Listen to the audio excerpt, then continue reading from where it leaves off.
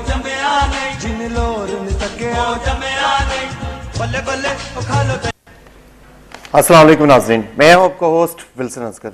नाज़रीन, good morning Lahore के साथ, चूँकि ये अकीदत वाला महीना, एहतराम वाला महीना और इस्लामिक महीना जो नया साल मुहर्रम से शुरू होता है, इस्लाम के लिए इस महीने की क्या अहमियत है, ये सब कुछ जानने के लिए हम आज बात करेंगे।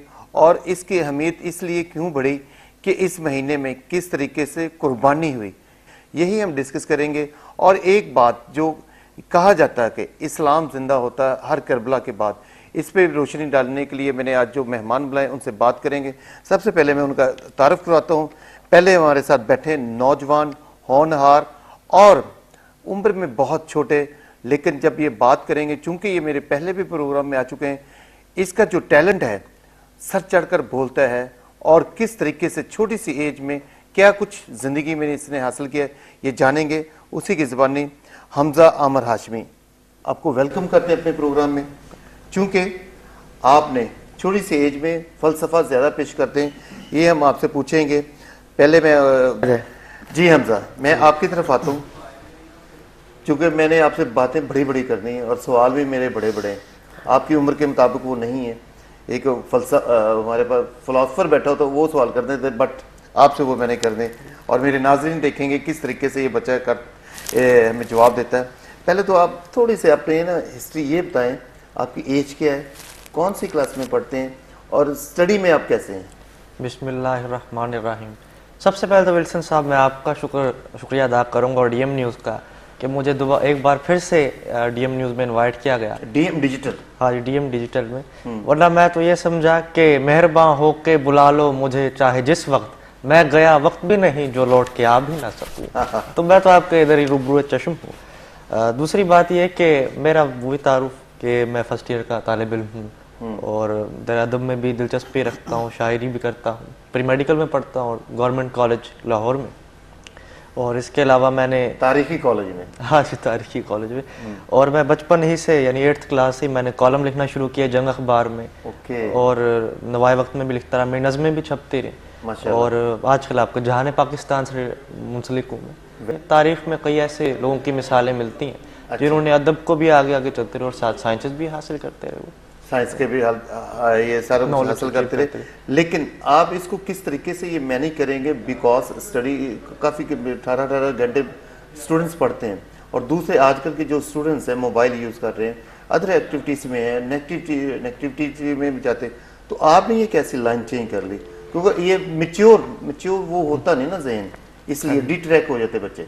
दरअसल मेरे वालिद और वालदा वो भी इस तरफ शौक रखते थे अदब की तरफ, तो उसी से मुझे आगे प्रमोट हुआ, ये इनहेरिट हुआ। तो मैं भी फिर यूँ करता हूँ कि दूसरे बच्चे क्रिकेट खेलते हैं फारिग रियल टाइम में, लेकिन मैं जो हूँ वो अदब पढ़ता हूँ, मैं किताबें पढ़ता हूँ, पैसे अपनी जमा करता हूँ पॉकेट मनी, और फिर उनसे बुक लेता हूँ मैं, और जो इंपॉर्टेंट पॉइंट्स होते हैं अंडरलाइन करता हूँ, डायरी में नोट कर लेता हूँ मैं। बस मेरी तो यही मेरा खेल है, पढ़ना, अदब को पढ़ना, और इसके अलावा और कोई है ही नहीं। ये कहना मैं बड़ी माजरत के साथ, छोटे हो लेकिन माजरत के साथ थोड़ा सा आपने ना अपनी सेहत का भी ख्याल रखना, बॉडी की नहीं मैं कह रहा हूँ, जहन के लिए बादाम ऐसे खुराक का ज़्यादा ख्याल रखना, क्योंकि आप काम अपनी बॉडी से ज़्यादा ले रहे हो, इसके लिए ज़रूरी है ये।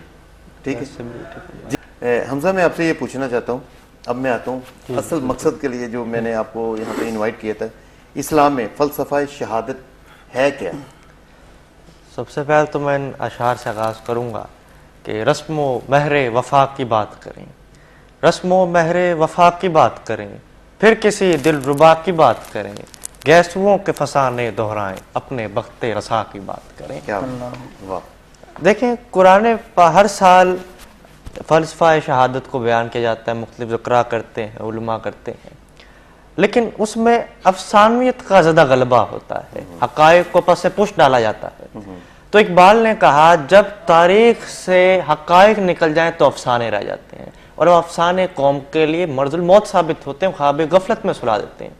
तो इसलिए मैं कोशिश करूँगा कि आपके सामने हक़ाइक़ भी रखूँ, वरना ये ना करूँ कि ज़रा सी बात थी अंदेशा अजम ने बढ़ा दिया फ़कत ज़ेब दास्तां के लिए, मैं हरगिज़ ऐसा ना करूँगा।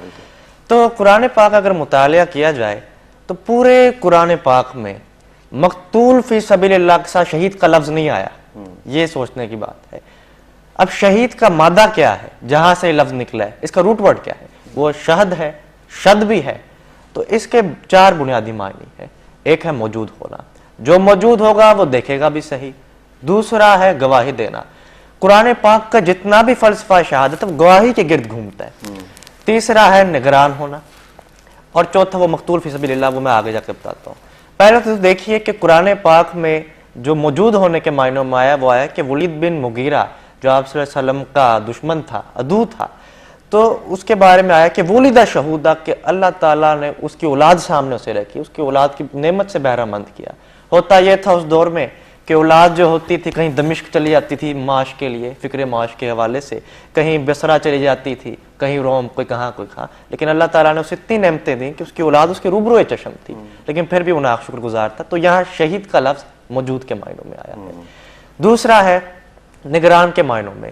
قرآن پاک میں تمام امت مسلمہ کو پوری نوع انسانیت پہ نگران کہا گیا ہے.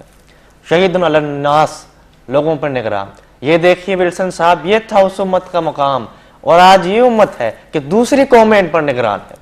پھر آیا کہ جو اس امت کا مرکز ہے یعنی رسول, وہ اس پوری امت کا نگران ہے. یہ نگران کے معنوں میں بھی آیا ہے. تیسرا ہے گواہی کے معنوں میں. حضور صلی اللہ علیہ وسلم نے جب اسلام کی تبلیغ کی تو سب سے پہلے قریش کو دعوت طعام دکھانے کی دعوت دی.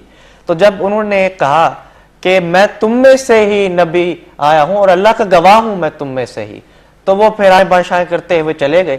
لیکن پھر حضرت نبی کریم صلی اللہ علیہ وسلم نے حضرت علی رضی اللہ عنہ کو فرمایا کہ آپ پھر سے دعوت طعام دیجئے. دوبارہ دعوت طعام دی گئی. تو اس بار قریش کو شرم آ گئی کہ ہر بار ہم کھانا بھی کھاتے ہیں تو اب بات بھی نہیں سنتے, چلو اس بار سن ہی لیتے ہیں. تو نبی کریم صلی اللہ علیہ وسلم نے یہی جملے دہرائے کہ میں تم میں سے ہی اللہ کا گواہ چنا گیا ہوں. تو یہاں شہید کا لفظ گواہ کے معنوں میں آیا. اب میں اصل موضوع کی طرف آتا ہوں جو مقتول فی سبیل اللہ کے لیے آیا ہے. غزوہ احد میں جب مسلمانوں کے جذبے شدید مجروح ہوئے اور انہیں ایک شکست سے دوچار ہونا پڑا, تو اس وقت انہیں ضرورت تھی کسی حوصلے کی کہ ڈھارس بندی جائے ان کی. تو اللہ تعالیٰ نے یہ آیت نازل کی وَلَا تَقُولُوا مَن يُقْتَلُ فِي سَبِيلِ اللَّهِ, کہ ان لوگوں کو مردہ نہ کہو جو اللہ کی راہ میں مارے گئے. تو یہاں یہ سورہ آل عمران کی آیت ہے, یہاں قیاس ہے کہ غالباً شہید کے معنی آئے ہیں. اصل میں شہید ہم کہتے کیوں ہیں؟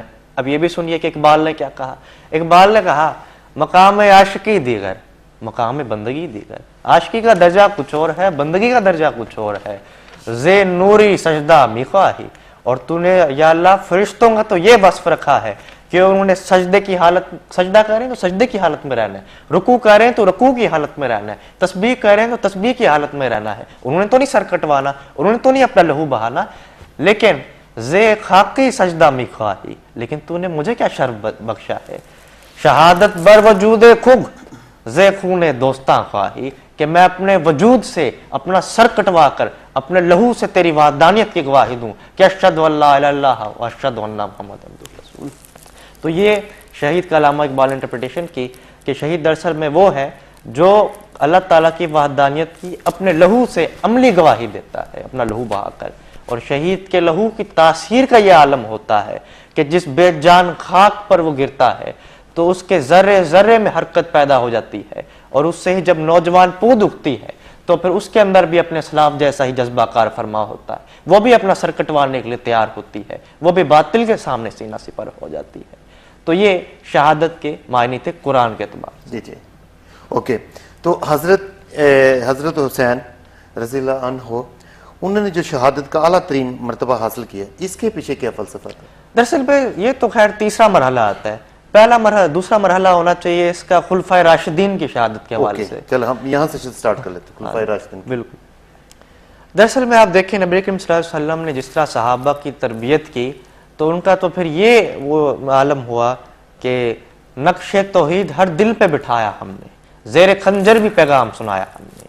تو ہی کہہ دے اکھاڑا در خیبر کس نے, شہر کیسر کا جو تھا اسے کیا سر کس نے, توڑے مخلوق خداوندوں کے پیکر کس نے, کاٹ کے رکھ دیے کفار کا لشکر کس نے. اقبال کے شکوہ میں اشعار ہیں تو وہ عکاسی کر رہے ہیں اس چیز کی کہ نبی صلی اللہ علیہ وسلم نے کیسی تربیت کی صحابہ کی.